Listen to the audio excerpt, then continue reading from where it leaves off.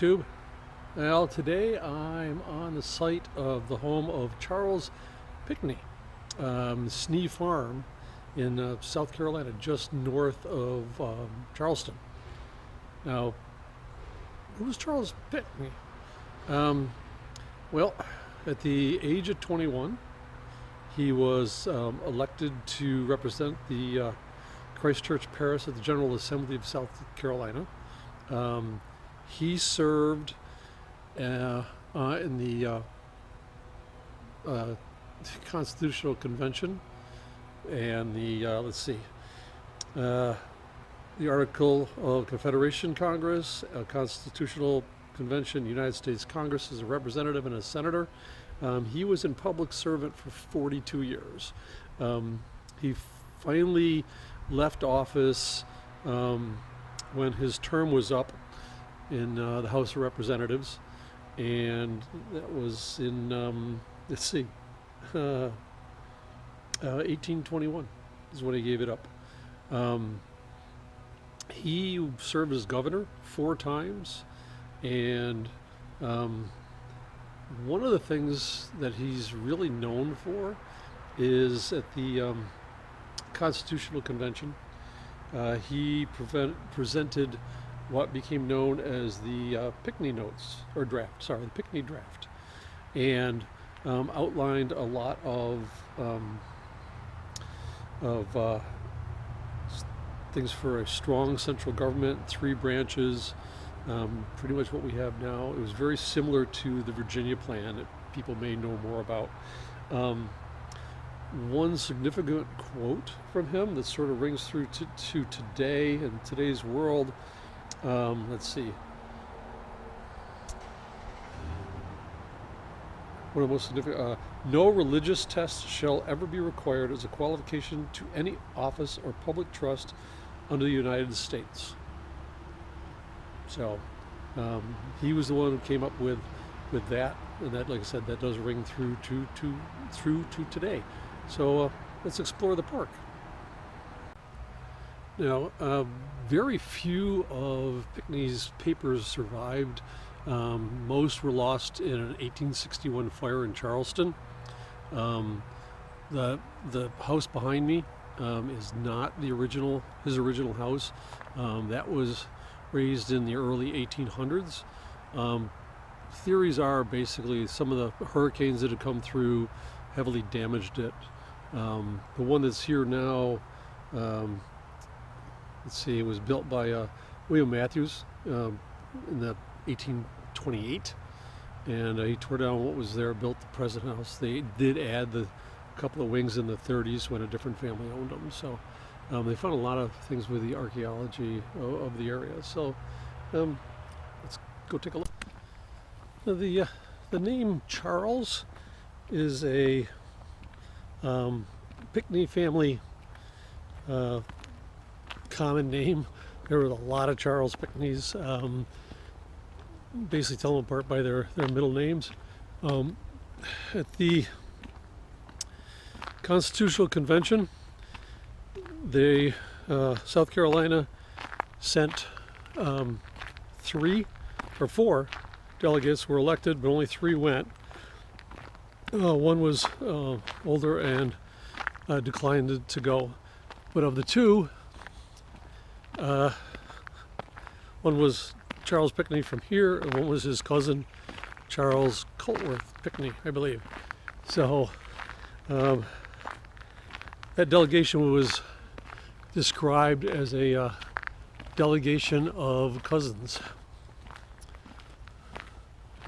And this is the cedar-lined road. This would have been the main road going by the house, by the farm. Goes down back that way, goes through the Pickney Estates and into US 17. So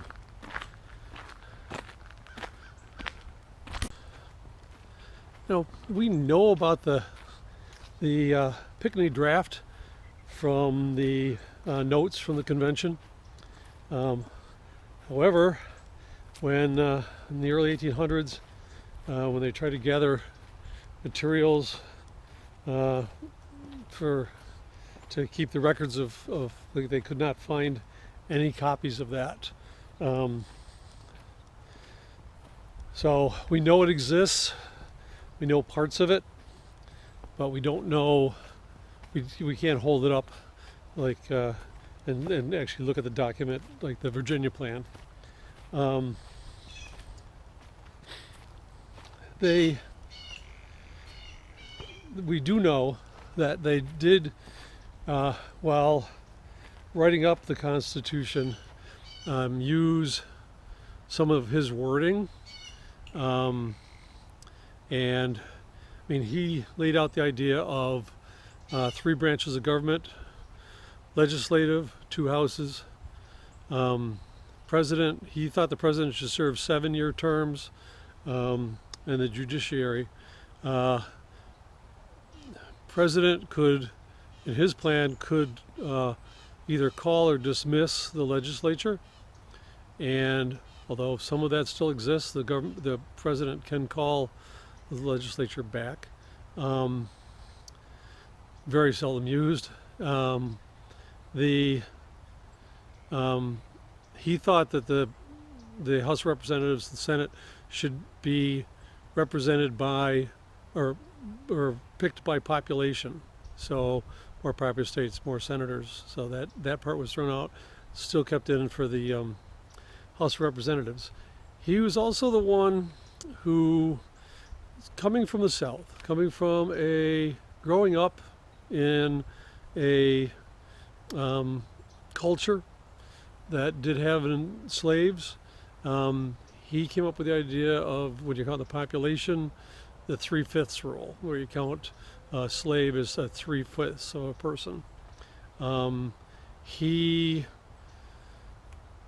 Today, looking back, I mean, he was a man of his times, but not just a man of his times, a man of lowland South Carolina times. So he was growing up and living in that era, believing strongly in that. So he was in Congress, in the House of Representatives, when they did the Missouri Compromise, and which was Missouri wanted to come in as a slave state, and they came up with the every slave state you get a free state, so it keeps the legislature balanced between free and slave states. So he was in Congress at the time of that. For good or for bad, I mean, he was a man of that time, and some of the things that came from that in history ended up being major components of why we ended up having the Civil War. So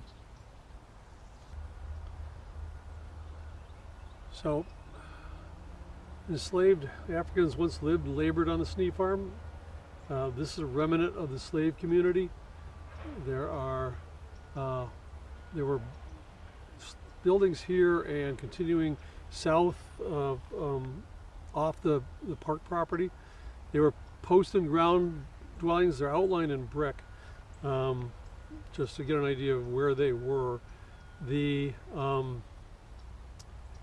During the year, most of the slaves in the lowland rice plantations, like this was, worked under a task system rather than the dawn to dusk gang system. Able-bodied field hand tasks could vary from a quarter to a half an acre depending on the job required.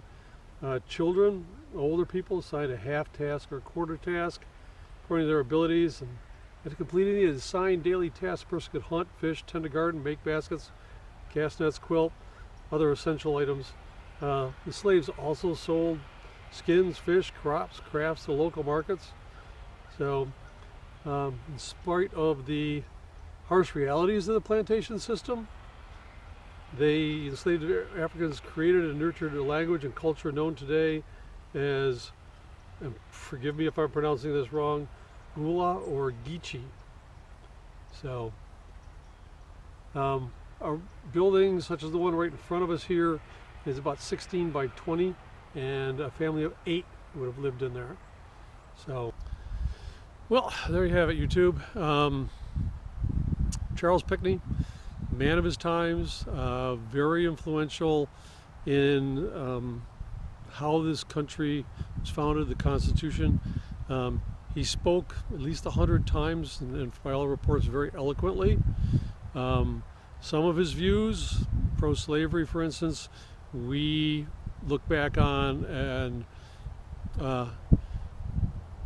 can't believe that they believe that way. But again, he was a man of his times from this area, grew up in that. His family had been here over 100 years at that point. So anyway, not only was it influential in the U.S., the federal politics, but also very influential in the politics of the state of South Carolina. He was at the convention for the South Carolina Constitution, spoke very eloquently at that. A lot of his views, a lot of the way it's framed came from that. So again, here's a guy I had personally never heard of, and now I know a little bit more. And if this piques your interest, do what I'm going to do. I'm going to go do a little bit more research on the guy. All right, so that's it for here from Snee Farm. I am just outside of Charleston, South Carolina.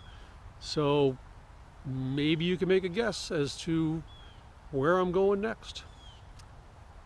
See you later, YouTube. Sure wish the sun had come out.